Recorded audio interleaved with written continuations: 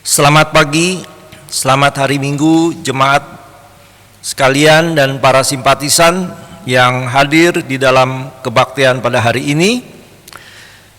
Marilah kita bersama-sama beribadah dan membacakan panggilan ibadah. Janganlah kita menjauhkan diri dari pertemuan-pertemuan ibadah kita seperti dibiasakan oleh beberapa orang, tetapi marilah kita saling menasihati dan semakin giat melakukannya menjelang hari Tuhan yang mendekat. Ibrani 10 ayat 25. Jemaat, mari kita bangkit berdiri. Kita menyanyikan lagu pembukaan PKJ 11 ayat 1 sampai 2. Inilah hari Minggu.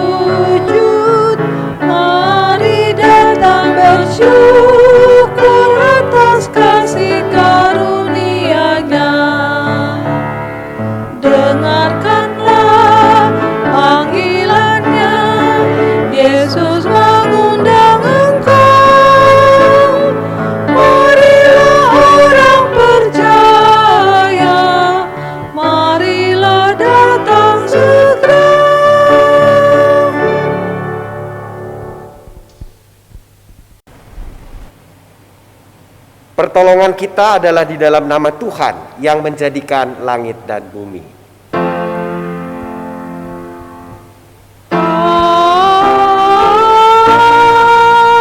Amin. Amin.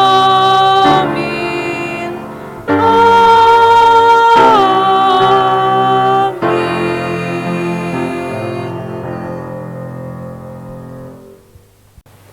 Tuhan menyertai saudara dan menyertai saudara juga. Ibu, bapak, saudari, saudara yang dikasihi Tuhan, Tuhan Yesus Kristus pernah mengatakan bahwa Dia adalah pokok anggur yang benar. Di luar Dia, kita tidak dapat berbuat apa-apa. Kristus menghendaki kita semua untuk terus menempel pada kasih-Nya, bertumbuh di dalam anugerah-Nya. Dan itu bukan kita jalani seorang diri, kita jalani bersama-sama dengan saudara-saudara seiman sebagai kumpulan buah anggur yang menempel, yang dipersatukan di dalam pokok anggur yang benar.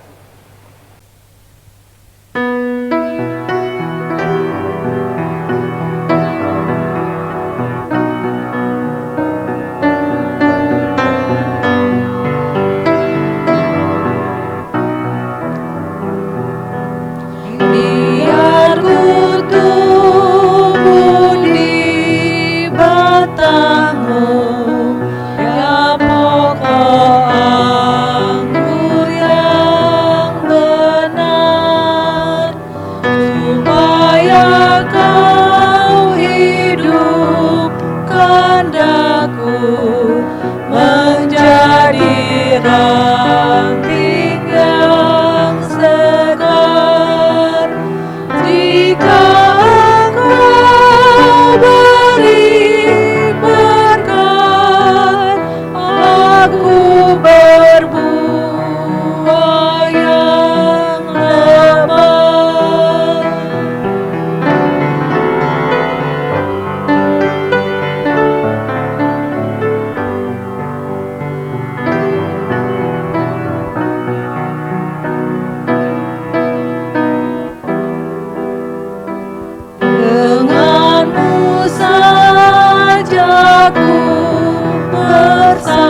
hidup tak tercerai sesaat pun. Kasih-Mu pandu di jalanku, ku hidup oleh hidup-Mu. Dengan salib-Mu ku menang, jikalau Kau beri terang.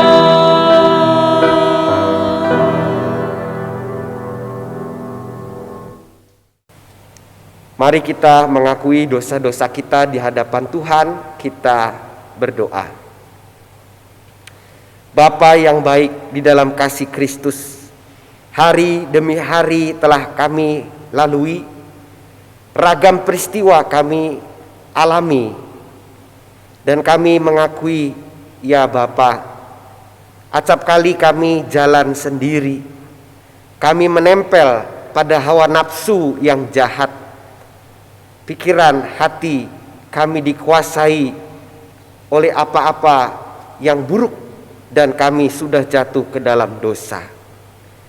Kami mengakui, ya Bapa, di dalam pikiran yang negatif, di dalam perasaan membenci, di dalam kata-kata yang tidak membangun, kami sudah keluar dari pengasihan-Mu.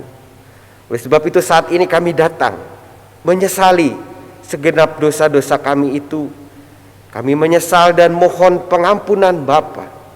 Baharuilah batin kami dengan Roh-Mu yang teguh, sehingga kami berhenti berbuat jahat dan belajar berbuat baik.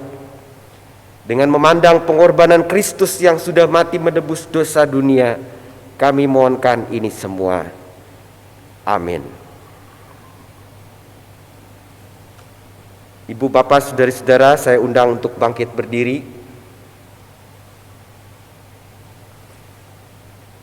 Dengarkanlah Roma pasal 5 ayat 17 yang dituliskan demikian. Sebab jika oleh dosa satu orang maut telah berkuasa oleh satu orang itu, maka lebih benar lagi mereka yang telah menerima kelimpahan kasih karunia dan anugerah kebenaran akan hidup dan berkuasa oleh karena satu orang itu, yaitu Yesus Kristus. Demikianlah berita anugerah dari Tuhan. Syukur kepada Allah.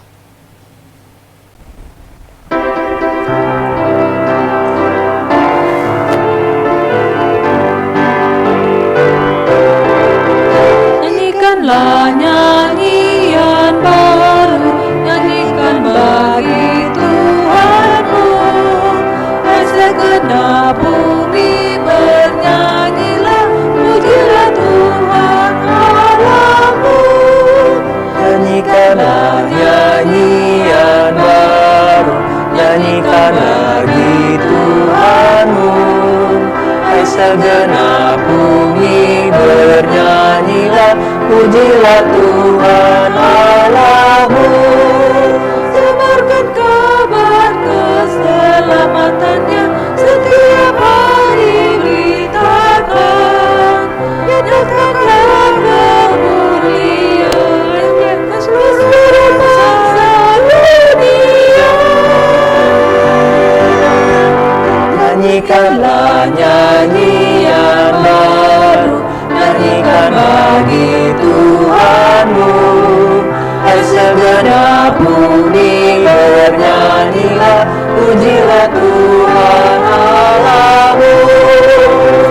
Engkaulah Tuhan Maha Besar, yang melebihi Allah lain.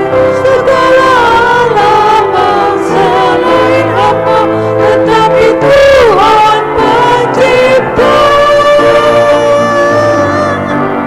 Nyanyikanlah nyanyian baru, nyanyikan lagi Tuhanmu. Hai segenap bumi bernyanyilah, pujilah Tuhan Allahmu.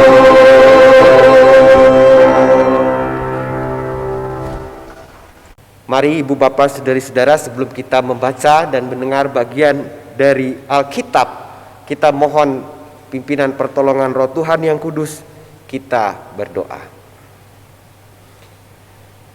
Sebentar lagi Alkitab akan kami baca, diperdengarkan, dijelaskan, digali makna dan pesannya.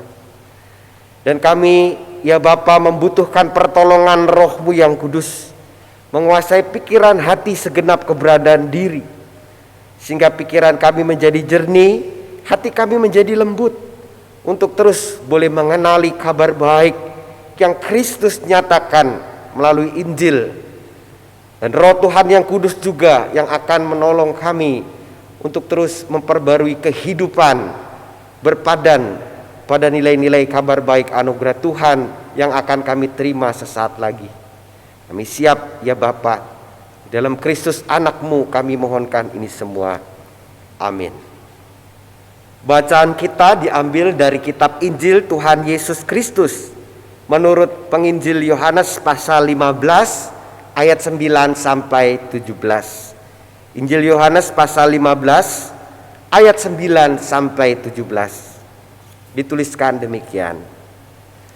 Seperti Bapa telah mengasihi aku, demikianlah juga aku telah mengasihi kamu.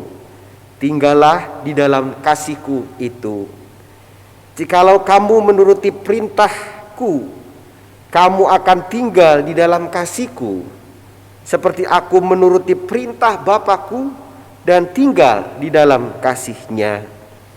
Semuanya itu kukatakan kepadamu, supaya sukacitaku ada di dalam kamu, dan sukacitamu menjadi penuh. Inilah perintahku, yaitu supaya kamu saling mengasihi, seperti aku telah mengasihi kamu. Tidak ada kasih yang lebih besar daripada kasih seorang yang memberikan nyawanya untuk sahabat-sahabatnya. Kamu adalah sahabatku jikalau kamu berbuat apa yang kuperintahkan kepadamu. Aku tidak menyebut kamu lagi hamba, sebab hamba tidak tahu apa yang diperbuat oleh tuannya, tetapi aku menyebut kamu sahabat, karena aku telah memberitahukan kepada kamu segala sesuatu yang telah kudengar dari Bapakku. Bukan kamu yang memilih aku, tetapi akulah yang memilih kamu. Dan aku telah menetapkan kamu supaya kamu pergi dan menghasilkan buah, dan buahmu itu tetap, supaya apa yang kamu minta kepada Bapa dalam namaku diberikannya kepadamu. Inilah perintahku kepadamu, kasihilah seorang akan yang lain. Demikianlah Injil Tuhan Yesus Kristus. Berbahagialah mereka yang mendengar firman Allah dan yang memeliharanya. Haleluya. Haleluya, haleluya, haleluya.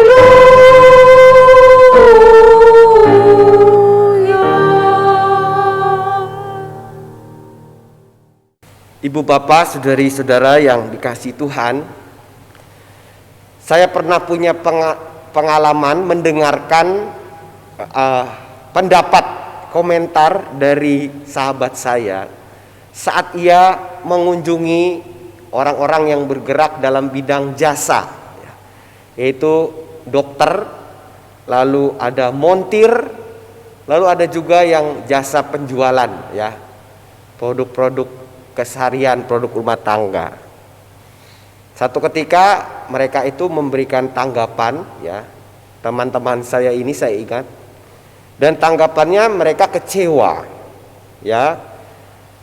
Yang seorang yang pergi ke dokter, dia mengatakan begini, aduh, saya kapok pergi berobat ke dokter itu, karena keluhan saya itu kayaknya dicuekin, ya. Dokternya malah asik nulis-nulis, dan ketika dia memberikan advice agak buru-buru saja. agak sedikit memaksa. Ketika saya mau bertanya, saya justru malah diabaikan karena mungkin dokternya itu laku. Ya, jadi saya kapok deh ke dokter itu, katanya begitu. Begitu juga kurang lebih mirip yang pergi untuk memperbaiki mobil di salah satu bengkel. Mirip-mirip. Dia mengatakan, aduh kapok ke situ. Memang sih banyak yang antri, katanya itu terkenal di mana-mana, tapi keluhan kita itu nggak didengarkan. Bahkan waktu saya googling, saya cari juga ternyata sama, banyak orang yang mengalami begitu. Tidak bersahabat. Saya kapok. Begitu juga ada teman saya yang satu lagi, dia belanja ke pasar, beli sebuah produk yang sebenarnya di toko manapun itu dijual. Tapi dia cerita, aduh di toko itu kayaknya saya nggak mau beli lagi deh. Pelayanannya itu buruk. Saya minta ini lama nunggunya dan sebagainya dan sebagainya. Bu Bapak, ketika saya mendengar keluhan teman-teman saya itu, saya menangkap ada benang merah yang dialami oleh teman-teman saya itu. Mereka kecewa karena baik dokter, montir di bengkel itu, penjual yang ditemui oleh teman-teman saya justru melakukan karya mereka tidak di dalam kerangka persahabatan. Seharusnya kalau dokter, montir atau sales ini lebih membuka diri, memberikan advice yang bersahabat, ada jalinan kedekatan dibangun, sudah pasti orang-orang pun akan merasa betah ya, akan datang lagi pasti ya. Bahkan bukan hanya datang lagi, mereka mendapatkan servis pelayanan yang baik. Mereka datang lagi dan juga cerita ke yang lain pasti. Oh, kamu cari apa? Kamu ke dokter apa? Ke dokter ini, top. Ya, dia itu kalau kita ajak ngobrol enak ya. Nasihatinya juga bersahabat, seperti kayak kita deket aja. Kamu mau beli apa? Oh, di warung ini. Warung ini orangnya itu bersahabat dan sebagainya dan sebagainya. Ibu bapak, saudari-saudara yang dikasihi oleh Tuhan, Allah Bapa yang baik itu pada satu ketika pernah diperkenalkan sebagai Allah yang begitu jauh, yang legalistik, yang formalistik, yang begitu kelihatan melulu menuntut umatnya untuk melakukan ini. Itu pernah terjadi pada saat Tuhan Yesus berkarya secara fisik di dunia ini. Sehingga umat merasa Allah begitu jauh. Allah begitu menuntut. Kalaupun mereka melakukan perintah dan kehendak Tuhan, rasanya sukacitanya itu setengah karena diisi dengan ketakutan. Apa betul ya? Aku melakukan persembahanku ini betul seperti yang Tuhan inginkan. Sebab kita tahu orang-orang Farisi, para imam ahli-ahli Taurat itu begitu memberikan beban kepada umat yang hendak datang untuk bisa mengalami anugerah Bapa. Dan oleh sebab itu kita tahu apa yang telah ditempuh oleh Tuhan Yesus Kristus. Tuhan Yesus mengadakan pembaruan. Tuhan Yesus menegaskan perjanjian yang baru pada umat Israel, bahkan meluas kepada umat di seluruh dunia yang mau menerima anugerah Bapa yang baik itu. Tuhan Yesus menyadari bahwa untuk orang bisa menerima pembaharuan, maka Allah yang salah diperkenalkan itu mesti diperkenalkan secara baru. Dan oleh sebab itu kita baru saja melewati masa-masa Paskah. Kita tahu di dalam Yesus Allah adalah Allah yang memberikan kehidupan. Kristus memberikan nyawanya. Kita ini menjadi sahabat Kristus. Kita mendapatkan sukacita yang penuh sebab kita tahu waktu kita mendengar kehendak Bapa, itu bukanlah kehendak yang menuntut, melainkan sebuah ajakan yang bersahabat, yang akan memberikan hidup kita kedamaian. Itu yang dihadirkan Kristus. Kristus mengatakan, aku memilih kamu. Kamu itu aku tetapkan untuk pergi berbuah. Bahkan bukan hanya itu, kamu boleh minta kepada Bapa, pakai namaku. Itu ibarat kata kalau kita pakai cek ya. Kalau ibu bapak itu pakai cek namanya pendeta SCSN mungkin agak ragu ya. Apa iya pendeta SCSN punya uang yang banyak? Tapi kalau nama di dalam cek itu adalah nama salah satu orang yang memang mampu di Indonesia, kita dengan tenang bawa cek itu ke bank ya. Ya dia mampu. Kalau kita berdoa di dalam nama Kristus kepada Bapa, kita tahu bahwa kita mendapatkan akses anugerah. Kita ditolong untuk boleh menikmati sukacita yang penuh. Bapa itu bukan Bapa yang menuntut, Bapa yang menjaga batas dan jarak, tapi Bapa mengutus Kristus anaknya untuk memberikan nyawanya menjadi tebusan bagi banyak orang. Kristus memberikan nyawanya supaya kita dapat kesempatan yang baru. Perhatikan, inilah bedanya Allah yang diperkenalkan oleh para legalis, formalistis, ya, ahli Taurat dan sebagainya, dengan Allah yang dibawa oleh Kristus, yang ditunjukkan melalui karya Kristus. Dan oleh sebab itu, lanjutan dari bacaan tentang pokok anggur yang benar ini, yang kita baca pada kali ini, Yohanes 15 ayat 9 sampai ayat 17. Kita melihat kenyataan itu. Ada sebuah ajakan dari Kristus, ayo tinggal di dalam kasihku. Kalau kamu tinggal di dalam kasihku, kamu nuruti perintahku. Kalau kamu menuruti perintahku, kamu masing-masing saling memberikan kasih. Aku ini sahabatmu. Kamu bukan hambaku. Kalau hamba nggak mungkin Yesus itu berterus terang memaparkan apa yang Bapa kehendaki, ada jarak ya. Tapi Yesus melihat kita itu sebagai sahabatnya. Dan kasihnya adalah kasih yang ditunjukkan di antara, kalau sesama sahabat dekat gitu ya, begitu dekat apapun akan diberikan. Kristus menunjukkan itu dengan sangat nyata. Ibu bapak, kalau kita lihat ya, memang ada beragam tipe cara orang itu menunjukkan kasih dan perhatian. Ada mungkin orang yang memiliki sikap, aku akan lakukan kasih. Kalau nanti hasilnya seperti ini, saya mau deh, ya kayak gitu.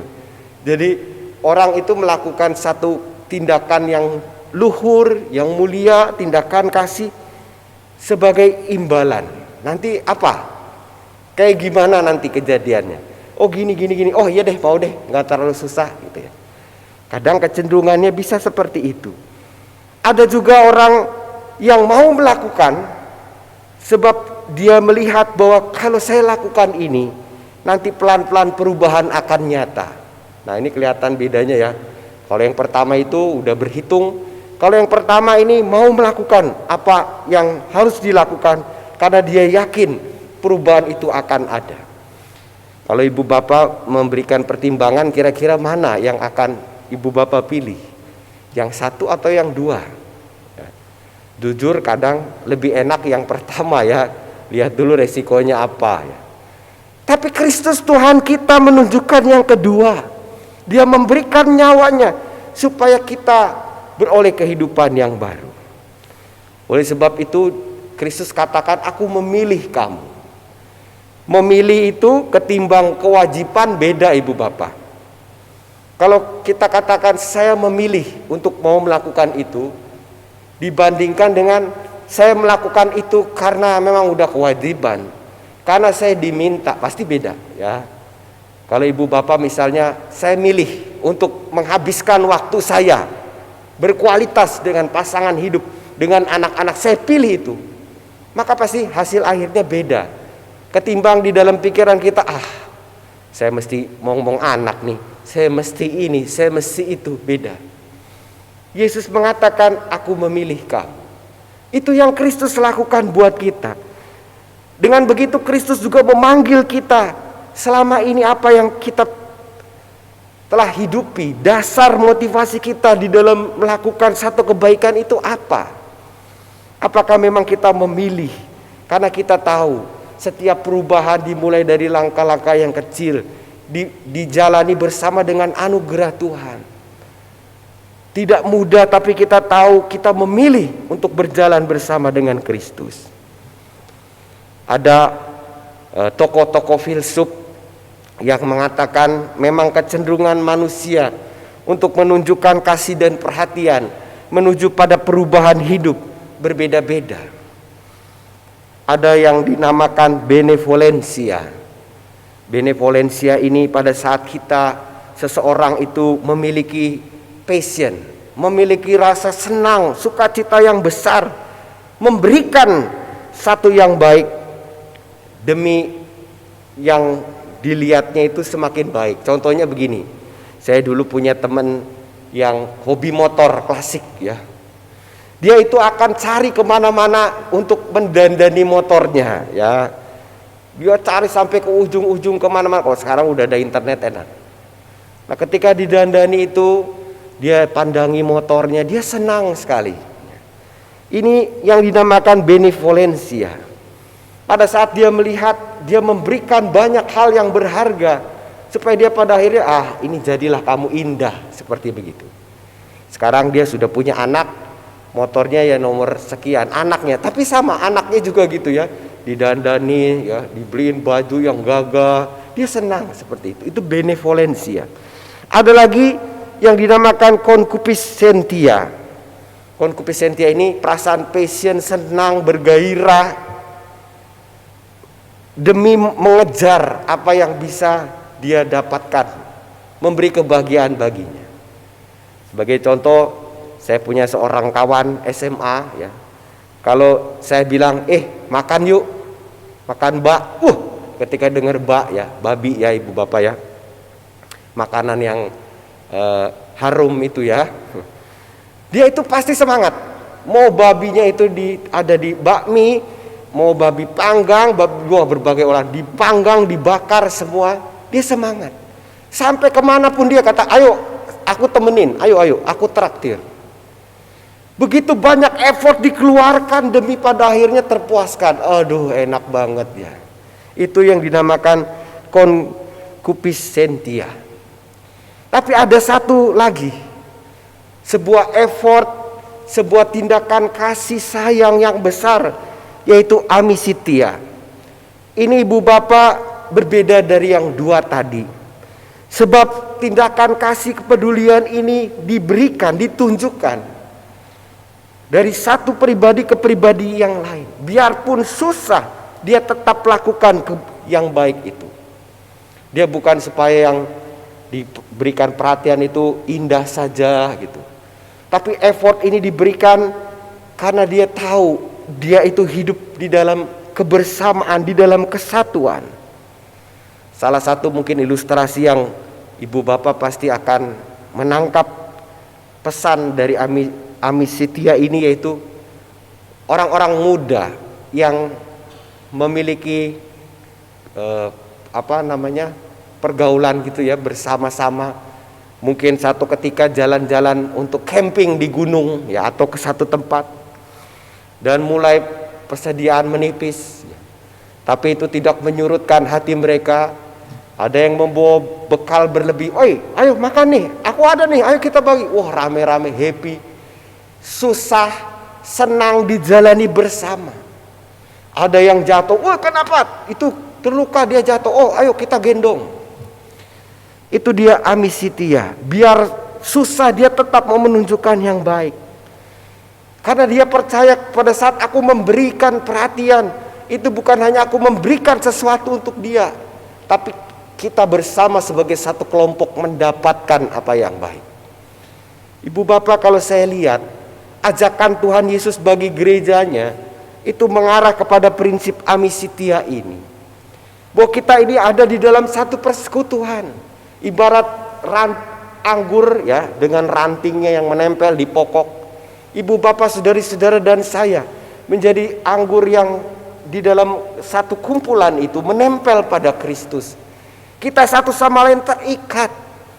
Manakala hati kita tergerak pada saat kita melihat saudara-saudara kita yang membutuhkan, yang kekurangan, lalu kita mengatakan, aku akan bantu kamu.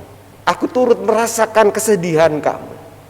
Pada saat pasangan kita sedang mengalami keletihan, kegalauan, kekhawatiran, lalu kita dengan lega, ada apa? Apa yang bisa aku bantu?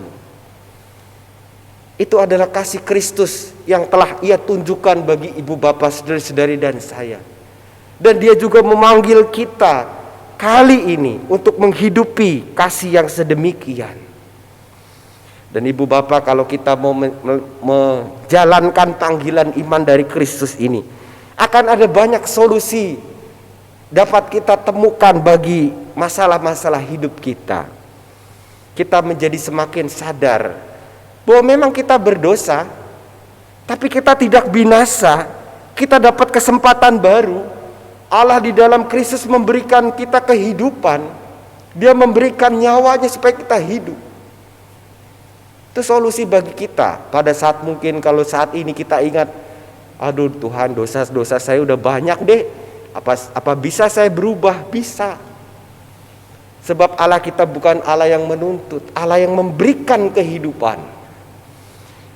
Kita juga kembali menyimak kabar baik, betapa cara pandang hidup kita diperbaharui supaya menjadi lebih empatis. Supaya kita makin menyadari kalau kita mengasihi orang, kita enggak bakalan tekor atau kekurangan atau defisit. Kasih kita enggak pernah habis. Sebab kata Kristus, kamu minta kepada Bapa, kamu akan diberikan. Kalau kita mungkin sudah mulai letih, lelah ya, aduh Tuhan capek banget Tuhan. Saya mesti ngadepin orang yang kayak gini, capek Tuhan. Saya mesti mengampuni dia yang sudah sekian kali menyakiti saya, capek Tuhan. Memang betul ya, kadang kita letih, kita butuh kekuatan. Tapi kita mendengar kali ini janji Kristus, minta kepada Bapa di dalam namaku, kamu akan tetap berbuah, Bapa akan dimuliakan. Kita mendapat kesempatan, kita melihat kabar baik betapa kita itu dikuatkan oleh kasih Tuhan, sehingga kasih kita nggak pernah akan tekor waktu kita mengasihi orang lain. Kalau Kristus sudah menjadi sahabat kita, Kristus yang menunjukkan jenis amisitia, Dia mau susah supaya kita tetap baik. Dia menganggap kita itu dalam satu kesatuan, memanggil kita sahabat bukan hamba. Maka kita pun akan dikuatkan untuk menjadi sahabat bagi orang-orang di sekitar kita. Ibu bapak, kalau kita cari sahabat, cari teman, kita sedikit dapat teman. Kenapa? Karena ada kriteria kan. Pokoknya temanku itu mesti ini, mesti wangi, mesti ganteng, mesti cantik, mesti ini. Sedikit. Tapi pernahkah ibu bapak coba kita punya prinsip, aku mau jadi sahabat. Sahabat di mana-mana ibu bapak ya. Lihat tetangga, aku mau jadi sahabat buat tetanggaku. Ya, minta ada makanan bawain. Sahabat tetanggaku. Begitu keluar gang, aku mau jadi sahabat buat penjaga lorong ya. Sahabat. Pasangan hidup, aku jadi suami yang oke untuknya, istri yang baik untuknya, ayah yang bijak untuk anak-anakku. Tuhan akan kuatkan kita untuk menjadi sahabat, untuk menjadi yang meringankan bagi orang-orang yang membutuhkan kelepasan. Karena memang pada dasarnya kita ini satu. Pada saat kita mau menjadi kebaikan bagi yang lain, pelan-pelan berkat dari Tuhan yang mengubahkan kehidupan itu membarui kita, membarui kehidupan sesama. Kita terus berbuah, Bapa dimuliakan, dan yakinlah kekuatan dari Tuhan gak akan pernah habis. Itulah janji Kristus buat kita. Tuhan memberkati dan memperlengkapi ibu bapak saudari-saudara semua. Amin.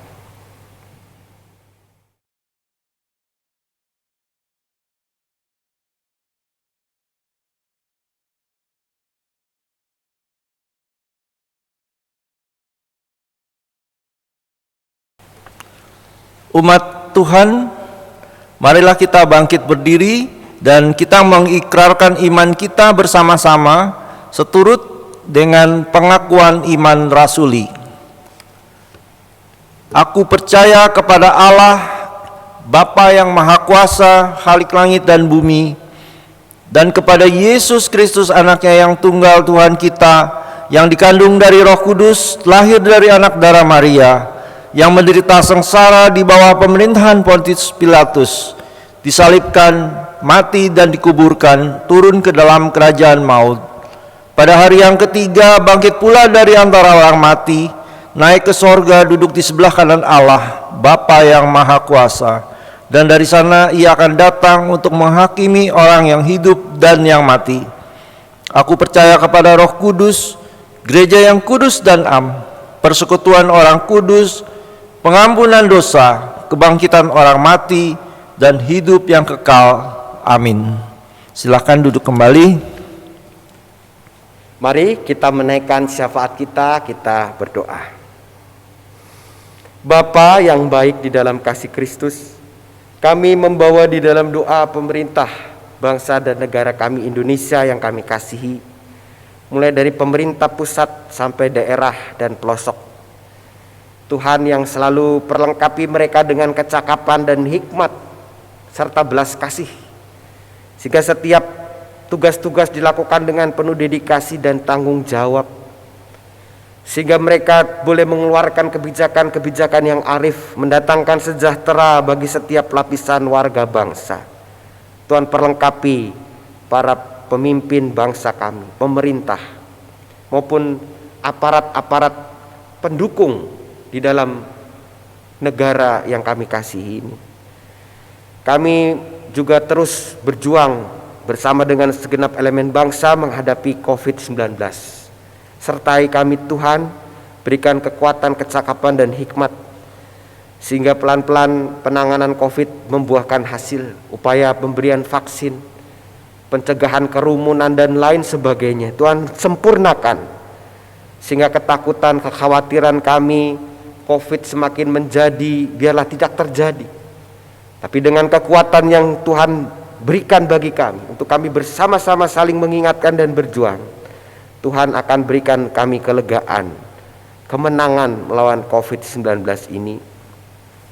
Berkati juga upaya pertolongan yang diberikan kepada saudara kami di daerah-daerah bencana.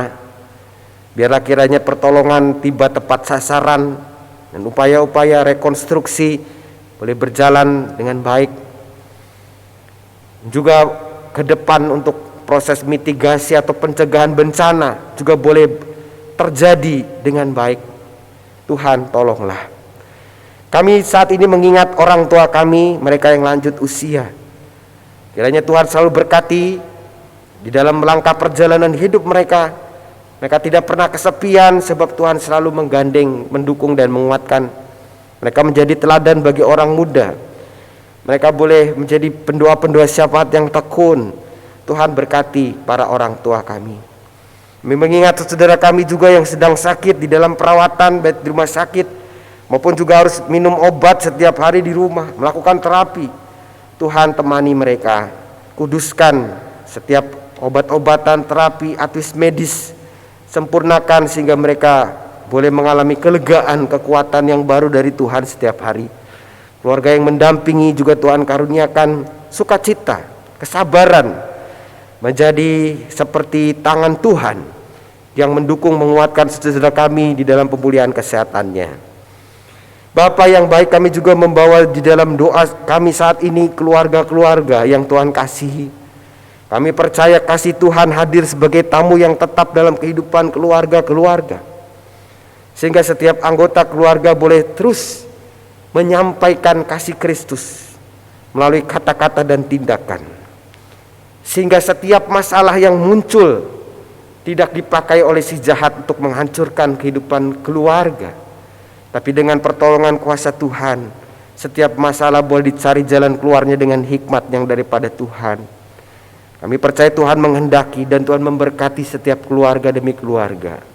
Tuhan tolonglah. Kami juga membawa di dalam doa saat ini orang-orang muda, mereka yang merancangkan masa depan bersama dengan Tuhan, merintis usaha, menekuni dunia usaha, menapaki karir di masa yang tidak mudah akibat pandemi. Tuhan berikan kekuatan selalu. Mereka boleh dengan jeli belajar di dalam masa yang khusus ini. Dan Tuhan selalu menyertai mereka, orang-orang muda juga, di dalam perjalanan mereka menggapai masa depan yang indah bersama Tuhan.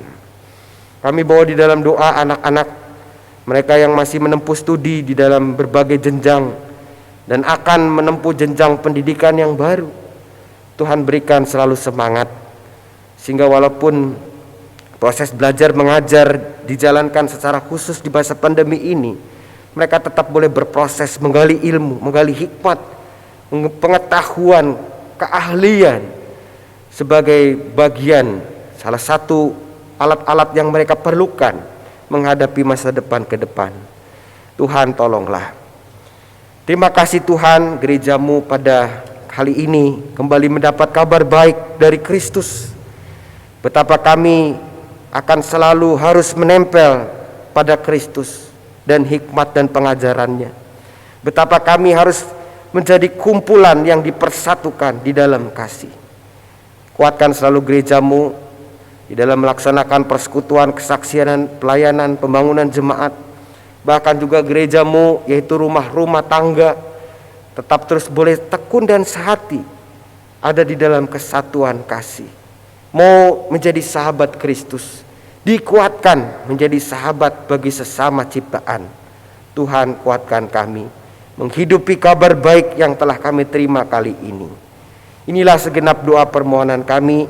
Kami mohonkan ini semua di dalam nama Tuhan Yesus, Tuhan dan Juru Selamat penebus kami yang hidup. Amin. Jemaat Tuhan, kita diberi kesempatan untuk mempersembahkan persembahan kita. Inilah ayat Nats akan saya bacakan. Sebab siapakah aku ini dan siapakah bangsaku, sehingga kami mampu memberikan persembahan sukarela seperti ini. Sebab daripada mula segala-galanya dan dari tanganmu sendiri persembahan yang kami berikan kepadamu. 1 Tawarikh 29 ayat yang 14. Kita menyanyikan KJ 450 ayat 1 dan 3 sambil kita mempersembahkan persembahan kita.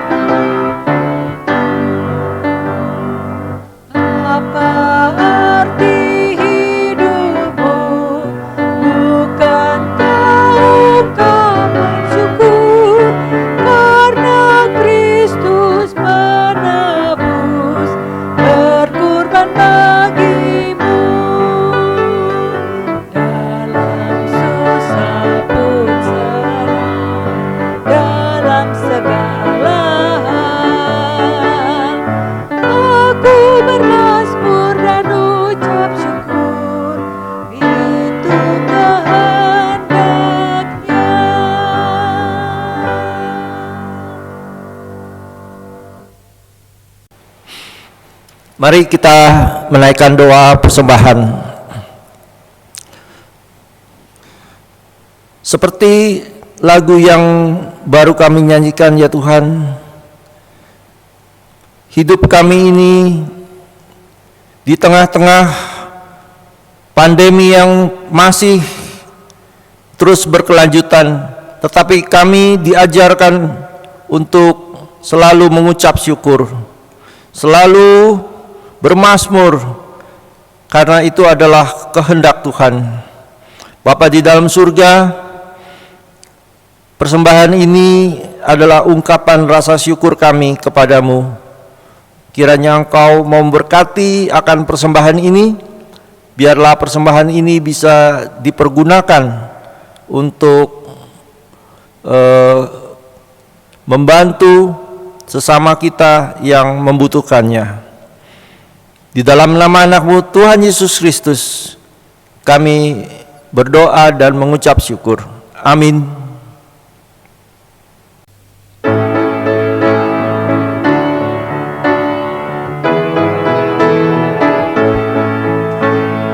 Tinggallah dalam Yesus, jadilah muridnya.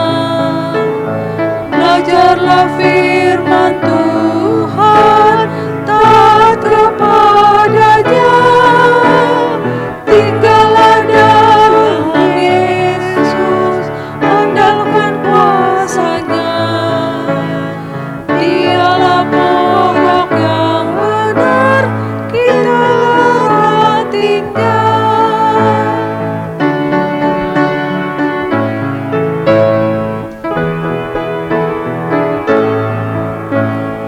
Kita sebagai ranting pasti berbuahlah, asal dengan setia tinggal di dalamnya. Tinggallah dalam Yesus, muliakan namanya. Hidup berlimpah kurnia hanya di dalamnya.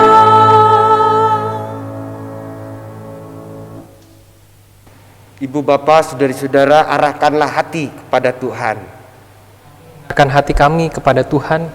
Jadilah saksi Kristus. Syukur kepada Allah, Terpujilah Tuhan. kini dan selamanya.